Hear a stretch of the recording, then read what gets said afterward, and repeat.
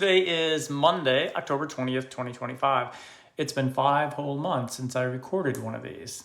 Why? Well, that's because once you have embryos and begin to search for a surrogate, things get really, really quiet. I've decided to not use the avatar going forward. I don't know why I decided to use that in the first place. I think it was probably due to vanity and my turkey neck. As I age, my skin gets a little soft and not something I want to look at. So perhaps it was that. Anyway, in this episode, I'm going to talk about 3 things. First, the results of my second IVF cycle with Fertility Specialists of Texas and my same egg donor from Co-Fertility. I'll also talk about how my surrogacy search is going with Simple Surrogacy in Dallas. And finally, I'll talk about the sperm donation journey. Surprise, I'm also going on at the same time, which I don't think I've talked about before. I'll cover these in reverse order since the second IVF cycle will not be complete for a few weeks. And then I'll add on additional recordings as I go through that. The sperm donation journey. Well, let's start with that. Since I don't think I've talked about this before at all, and it is happening at the same time. So back in January of 2025, a friend of mine reached out to ask if I would donate my extra sperm to her journey. She's the sister-in-law of a friend of mine, and I've met her at several events, but it started with an ominous and mysterious text from him. I somehow knew exactly why he was reaching out. Either she was going to offer to be my surrogate, which didn't happen, or she needed sperm to make her own baby.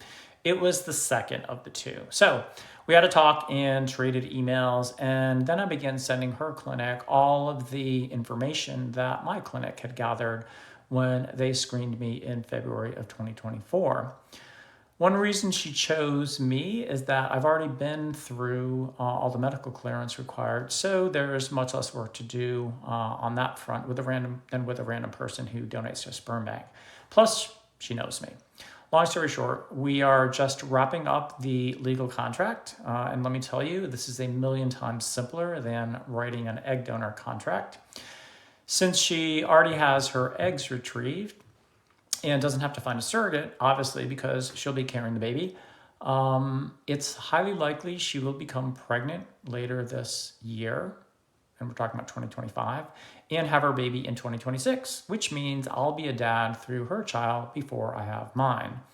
The whole fatherhood situation becomes even more complicated because I have since decided that if I have any extra embryos, I will go through the process of donating them to an infertile couple somewhere, somehow. I've already begun researching these organizations. It's just another matching process similar to the egg donor match and the surrogacy match, but it's basically with a couple who cannot have their own child and are looking for fully developed and viable embryos. So the thing that's different about this is obviously this couple will be raising a child who is basically my child. So my kids are going to have 3 sets of siblings. 1 half siblings with whom they share a biological mother, who is my egg donor. 2 half siblings with whom they share a biological father, namely me, through my sperm donation. And 3 direct siblings through the embryos that I donate. Very complicated, I know. Kind of a 21st century Brady Bunch, I guess. So let's talk about the surrogate match. I completed my profile with Simple Surrogacy in June of this year, 2025, and agreed to be part of their social media campaign, which basically means they use my picture to help generate interest in women who are considering becoming a surrogate. I reached out just last week after about 4 months to kind of take a pulse, see what's going on. And so far, things are panning out exactly as they expected and exactly as I expected. I'm basically being passed over because of my age, number 1, and number 2, the fact that I'm single, which I hadn't really considered before. It's a really weird period in the journey because things go very, very quiet, and I'm not driving the process. I'm not driving the ship anymore. You just sit and wait. So be prepared for that. I'm very much in control of the egg donation part, but so far not at all in control of the surrogate who picks me, and that's why, at least with my agency, I don't select the surrogate. She picks me first. I have this suspicion that They're just looking at my age and not even watching my great video that I made, which I wish they would, because I think it could potentially lead some of them to at least seriously consider me. So I'll bring up this topic again only when I have a potential match. Let's talk about the cost for a minute before I jump into the details, because I haven't really talked about dollars in a while. So far, I've spent about $65,000 on the journey. I ran the numbers and determined that the cost of one IVF cycle without fertility insurance is the same as the cost of two IVF cycles with insurance. And the reason for that is it's because the medical cost is about 20 grand and the non-medical cost to me is also about 20 grand. Progeny is paying the bulk of the medical part, which, as I just mentioned, is about 20 grand. So instead of stopping at cycle one and pocketing that $20,000 savings, I'm spending it on the non-medical costs of the second cycle. In the end, it's a wash. If I didn't have fertility insurance, I would have done only one cycle and stopped there. And I still did $65,000. But with the insurance, my total was $45,000 for the first one, add another 20 for the non-medical cost of the second cycle, and it brings me back up to the $65,000. So that's why the cost is the same. Hopefully the estimates are correct, and I spend only about another $100,000 through the end of this. Let's talk about the inverted pyramid, which I brought up last time. Recall that my first IVF cycle was in April of 2025. I got 17 eggs and ended up with 4 euploids, 2 male and 2 female. Enough for 1 baby, but not necessarily for 2. So far, the second IVF cycle is turning out the same as the first one, but I won't really know the full results for a few more days. And then a few more weeks later, I'll have the final PGT testing results. My numbers at the start seemed pretty similar to the first time, although she produced only 21 eggs versus 33. I'm recording this over several days because I'm right in the middle of the second cycle, day 4 to be exact, out of day 6, and I won't know anything more until day 6, 2 days from now, and then after the PGT testing results, which is about 2 weeks after that. Here again is the pyramid I got at the Men Having Babies conference in February of this year. It's meant to show you how the number of follicles and eggs your egg donor starts with eventually gets whittled down to some much smaller number. So in the end, your goal is to start with as many eggs as possible. I've superimposed my own numbers onto this in the 2 white columns on the right, so you can see how both of my cycles turned out. As you can see here, you start with the number of follicles at the top and end with euploids at the bottom. My cycle 2 numbers, let me tell you where I am so far with that.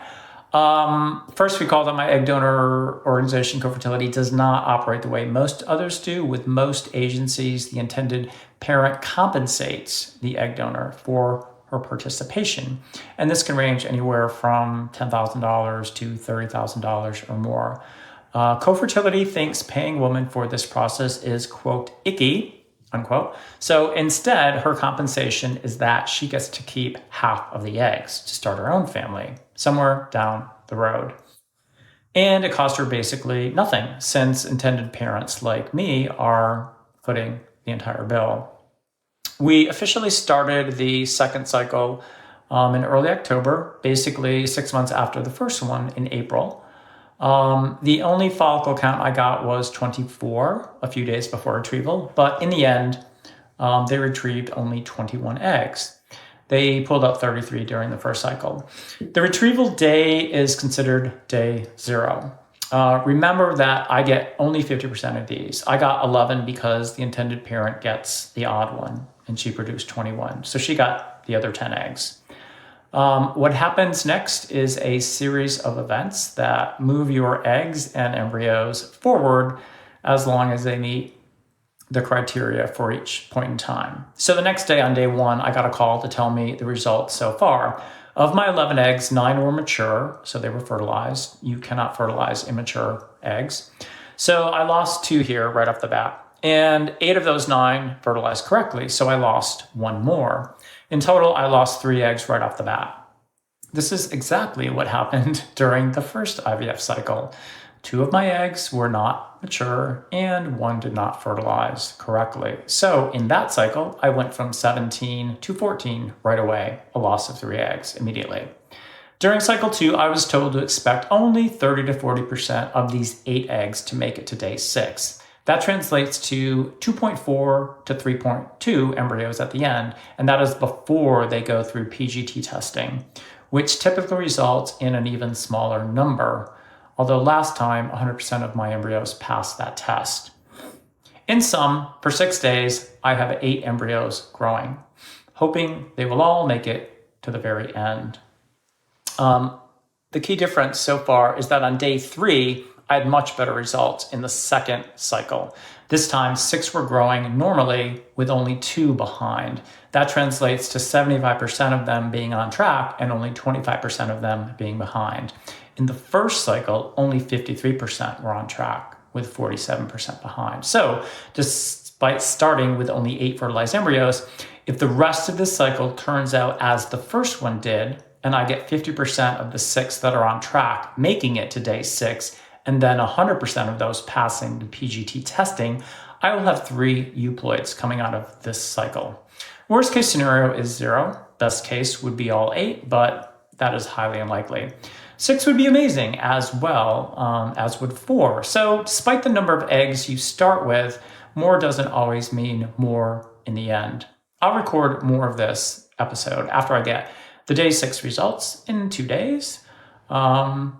And then we'll take it from there and talk about PG testing when the results of that come in. 3 things I didn't mention. It's still the same day, but I forgot to mention these 3 points. So I'm recording this after the fact. Number 1, even though my egg donor was medically screened in March for the first cycle in April, they required her to go back for a second medical screening before the second cycle, as if she were a brand new donor. I thought this was silly and a waste of time and money, but I couldn't really argue with their process. It's just something I didn't know. Why? Because none of these companies tells you everything you need to know right up front, and I absolutely hate surprises like this one. Second, the $65,000 I mentioned spending so far actually includes a $16,000 initial payment to my surrogacy agency when signing their contract. So in reality, I've spent only about $50,000 getting to this point, that being the creation of my embryos. Cheaper than I actually had planned for, but again, that's partially due to my fertility insurance. Third point, and let me tell you, after seeing the explanation of benefits, I was kind of shocked that they charged $22,000 for this for someone without insurance, but have a contracted rate of only $4,000 with my clinic. That's basically a 450% markup on the procedure if you look at it that way. $18,000 divided by 4,000 times 100, or an 82% reduction in cost if you have insurance, which is $18,000 less than $22,000 divided by $22,000. So it behooves you to find fertility insurance if you can.